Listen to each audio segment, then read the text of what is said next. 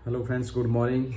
आज हम इस वीडियो में बात करेंगे आगे आने वाले दिनों में होने जा रहे बैंकिंग सेक्टर के अंदर ट्रांसफ़र पॉलिसी को लेकर बहुत बड़े बदलाव के ऊपर। जैसा कि आप सब जानते हैं, अगर हमारी जॉब लग जाती है तो उसके बाद कहीं भी पोस्टिंग होना हमारा सबसे बड़ा इशू होता है। और हम एक बार के लिए तो कहीं भी चले जाते हैं, किसी भी स्टेट में चले जाते हैं, उसके कुछ समय बाद हमें लगता है कि यार हमें होम पोस्टिंग चाहिए, हमें हमारे घर के पास पोस्टिंग चाहिए। तो इसी के ऊपर जो डीएफएस है, डिपार्टमेंट ऑफ फाइनेंशियल सर्विसेज, जो मिनिस्ट्री ऑफ फाइनेंस के अंडर आता है, उन्होंने सभी बैंकों के जो एमडीज़ हैं, इनफैक्ट जो सभी आपके जो सरकारी बैंक हैं उनके एमडीज़ को चिट्ठी लिखी है कि आप लोग एक ट्रांसपेरेंट पॉलिसी, एक अच्छी पॉलिसी बनाइए, ट्रांसफ़र की पॉलिसी, जो कि स्केल 1 से लेके स्केल 3 के पॉलिसी जो ऑफिसर्स हैं उन पे लागू होगी। और उसके अंदर क्या क्या गाइडलाइन जारी करी, आज हम इस वीडियो में उसी पे बात करेंगे। इस वीडियो को सुनने के बाद आपको बिल्कुल क्लियर हो जाएगा कि किस तरह की ट्रांसफ़र पॉलिसी आने वाली है। और ये बहुत ही अच्छी गाइडलाइंस मैं कहूँगा बैंकर्स के लिए, जो मिनिस्ट्री ऑफ फाइनेंस की तरफ से जारी की गई है। तो चलिए हम इस पे बात करते हैं।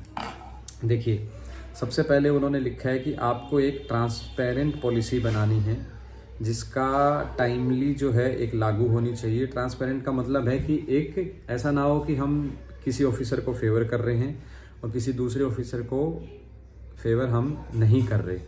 तो आपकी पूरी की पूरी ट्रांसफ़र पॉलिसी में पारदर्शिता होनी चाहिए। उसके बाद क्या है, उन्होंने कहा एक ऑनलाइन प्लेटफॉर्म आप तैयार करिए। ऑनलाइन प्लेटफॉर्म के तहत ये ट्रांसफ़र्स होनी चाहिए।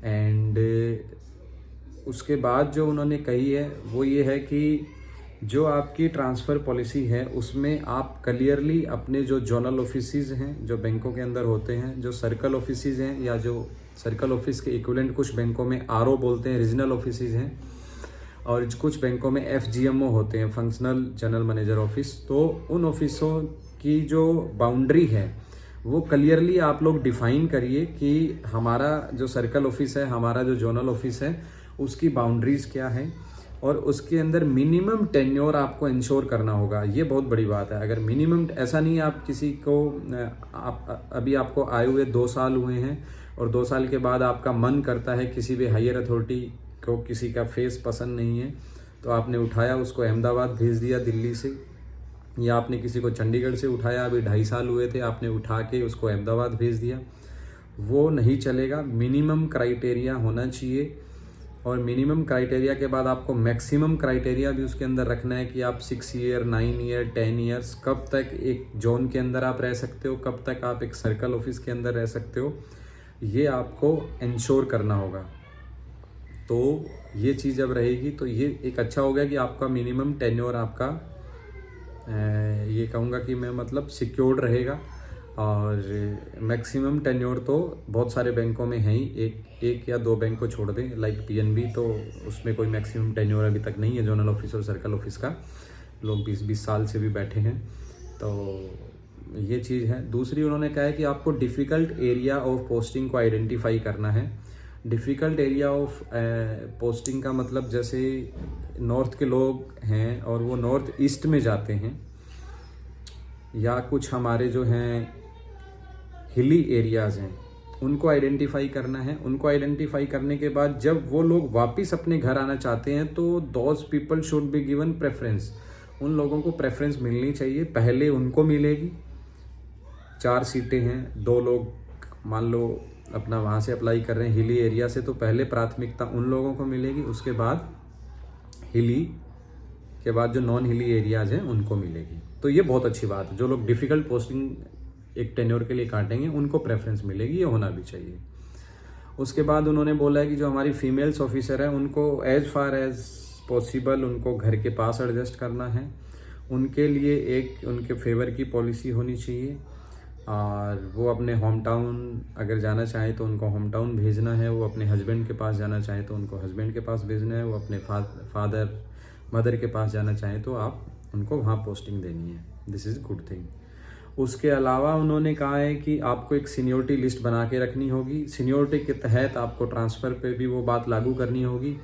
जो सीनियर होगा आपको उसकी पोस्टिंग पहले करनी पड़ेगी। ये अच्छी बात है। उसके अलावा जो उन्होंने कही है कि आपकी सीनियोरिटी का मुद्दा आपका सोल्व हो गया इसमें, एंड बाउंड्रीज़ की बात थी वो हो गई, एंड ट्रांसपेरेंस पोर्टल के तहत होना चाहिए। ऑलमोस्ट पोर्टल सभी बैंकों में एग्जिस्ट करता है क्योंकि बैंक का आईटी इंफ्रास्ट्रक्चर इतना मजबूत है कि कुछ इशू नहीं है, तो सभी बैंक ऑलरेडी उसके तहत वो लोग करते ही हैं। और जो सबसे ज़रूरी बात इसमें कही गई है वो ये है कि स्केल 3 तक के ऑफिसर्स को आपको उनके लिंग्विस्टिक एरिया के अंदर ही एज फार एज पॉसिबल, यानी जितना हो सकता है आप लोगों को वहीं एडजस्ट करना है, ताकि उनको काम करते टाइम लैंग्वेज बैरियर ना आए और उसकी वजह से कस्टमर कंप्लेंट बहुत राइज करती है, तो वो कंप्लेंट राइज ना करें। तो ये चीज़ सबसे ज़रूरी महत्वपूर्ण है। जैसे आप दिल्ली से हो, हरियाणा से हो, राजस्थान से हो, तो आपको हिंदी आती है, आपको साउथ में भेज दिया, आपको केरला में भेज दिया, आपको उड़ीसा में भेज दिया, आपको चेन्नई में भेज दिया, वहाँ हिंदी चलती नहीं है, आपको हिंदी आएगी नहीं, आप स्केल 2 हो, आप कैसे काम करोगे, कंप्लेंट्स राइज होंगी। इस चीज़ को रोकने की जिम्मेदारी अब this is the clear instruction from the DFS, और बैंक को इसको लागू करना होगा। अब देखते हैं आने वाले टाइम में किस तरह से बैंक इसको इम्प्लीमेंट करते हैं। तो ये चीज़ रहेगी, ये कुछ इंपॉर्टेंट बातें थी इस ट्रांसफ़र ये पॉलिसी की जो गाइडलाइंस हैं, और होपफुली ये सारा पॉजिटिव रहेगा बैंकर्स के लिए। So thank you so much and stay tuned.